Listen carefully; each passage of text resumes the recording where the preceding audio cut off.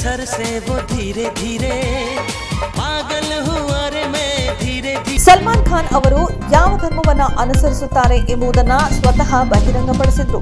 ನಟ 3 ಧರ್ಮಗಳಲ್ಲಿ ನಂಬಿಕೆ ಇಡುವುದಾಗಿ ಹೇಳಿಕೊಂಡಿದ್ದಾರೆ. ವಾಸ್ತವವಾಗಿ 2017ರಲ್ಲಿ ಕೃಷ್ಣಮೃಗ ಹತ್ಯೆ ಪ್ರಕರಣದ ವಿಚಾರಣೆಯ ಸಮಯದಲ್ಲಿ ಸಲ್ಮಾನ್ ಖಾನ್ ಅವರನ್ನ ಅವರ ಧರ್ಮದ ಬಗ್ಗೆ ಕೇಳಲಾಯಿತು.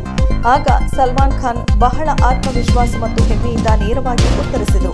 ಸಲ್ಮಾನ್ ಖಾನ್ ಮುಸ್ಲಿಂ ಮತ್ತು ಹಿಂದೂ ಧರ್ಮದಲ್ಲಿ ನಂಬಿಕೆ ಇಟ್ಟಿದ್ದಾರೆ. ಆದರೆ ಅಷ್ಟೇ ಅಲ್ಲ, ಅವರು ಮೊದಲು ಭಾರತೀಯರ ನಂತರ ಧರ್ಮ ಮುಖ್ಯ ಅಂತ ಹೇಳಿದರು. ನ್ಯಾಯಾಲಯದಲ್ಲಿ ಉತ್ತರಿಸುವಾಗ ಸಲ್ಲು ಭಾಯ್, ನಾನು ಮೊದಲು ಭಾರತೀಯ, ನಂತರ ಹಿಂದೂ ಮತ್ತು ಮುಸ್ಲಿಂ ಎರಡೂ ಅಂತ ಉತ್ತರಿಸಿದರು.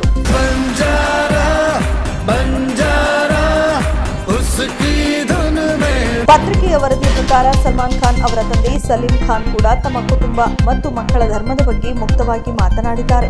ಒಮ್ಮೆ ಅವರು ತಾವು ಮುಸ್ಲಿಂ ಮತ್ತು ತಮ್ಮ ಪತ್ನಿ ಹಿಂದೂ ಎಂದು ಹೇಳಿಕೊಂಡಿದ್ರು. ಆದ್ದರಿಂದ ಅವರು ತಮ್ಮ ಮಕ್ಕಳನ್ನ ಸ್ವಾತಂತ್ರ್ಯ ಮೌಲ್ಯಗಳೊಂದಿಗೆ ಬೆಳೆಸಿದ್ದಾರೆ ಎಂದು ತಿಳಿಸಿದ್ದರು. ವಿಶೇಷ ಅಂದ್ರೆ ಸಲೀಂ ಖಾನ್ ಕುಟುಂಬ ಈದ್ ಮತ್ತು ಗಣೇಶ ಚತುರ್ಥಿ ಎರಡೂ ಹಬ್ಬಗಳನ್ನ ಮುಖ್ಯ ಎಂದು ಹೇಳಿದರು.